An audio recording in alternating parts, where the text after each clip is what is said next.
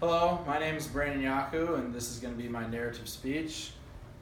Here is my audience. Thank you guys for being here. I appreciate your time.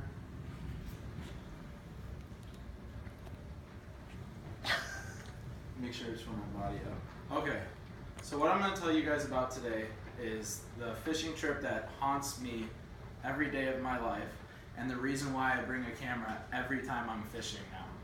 So back when we were young, me, my family, a couple of the dads and sons decided to start a fishing trip, and we go to this place called the Dude Ranch in Monson, Wisconsin, about 2 hours away. So we went there one year and we had an absolute blast. There was about 20 of us, 10 dads, 10 kids. It was a great time. All we did was fish. We all loved to fish.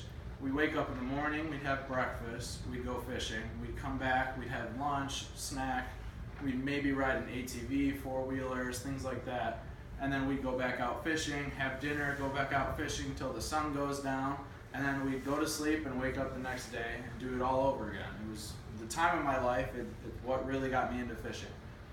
So when we're out there, we're catching a bunch of common fish like largemouth bass, bluegill, crappie, carp, things like that, nothing out of the ordinary.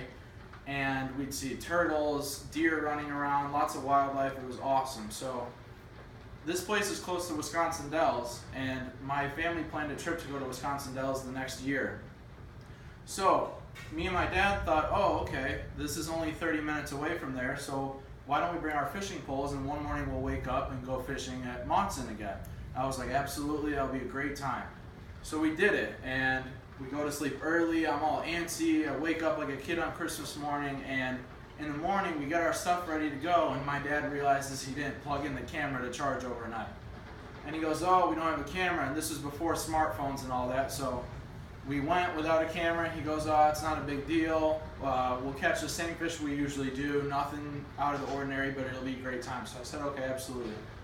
So we get there, and we start fishing, and we're fishing for about an hour and a half, 2 hours, just like what we did the year before. It was a great time, and we're catching in fish after fish, largemouth bass, crappie again, the same old, same old.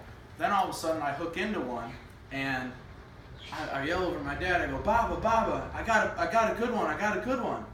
And my dad later on tells me, oh, I thought, you're just a little kid. You're crying wolf. You think everything you catch is big. You think it's great, all that. So he goes, okay, just bring it in. He kind of nudged me off. So I'm bringing it in. It's fighting a little bit harder. I can remember it, even though I was only about 10 years old. I can remember it's fighting harder than any other fish I've caught. And I start reeling it in, and it gets closer to me, and it's a huge snake-like fish. I thought it was a snake, a creature, and I was scared. So I started bringing it in, and I was so scared that I didn't actually grab it. I backed it up and brought it on the shore and let it sit on the ground until my dad comes over, and he's like, holy cow, Brandon, that's a northern pike, and it was a fish we had never caught before.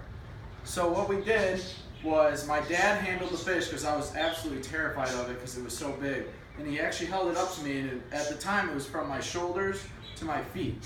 So we took a pair of fishing line, and we put it next to the fish, and we cut it at the bottom and the top of the fish, and we held on to that. My dad almost kept it. He kept saying, I can't believe we don't have a camera, I can't believe we don't have a camera.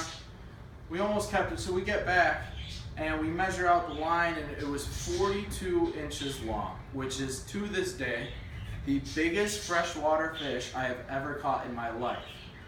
And the image of it still scares me because I remember it being right up next to me and being almost up to my face, and it's got its big long teeth, and it was absolutely terrifying. It was the coolest fish I've ever caught in my life. But we didn't get a picture of it.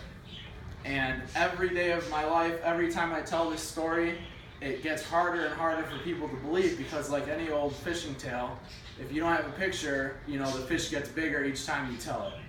So what I did was I kept that line, and I always, kept it in my tackle box for good luck and kept the worm, but nothing was good enough without the picture of the fish and documentation and the memory of having that. And that story is why I always bring a camera with me when I go fishing from now on. And that's the lesson I learned out of it. Thank you.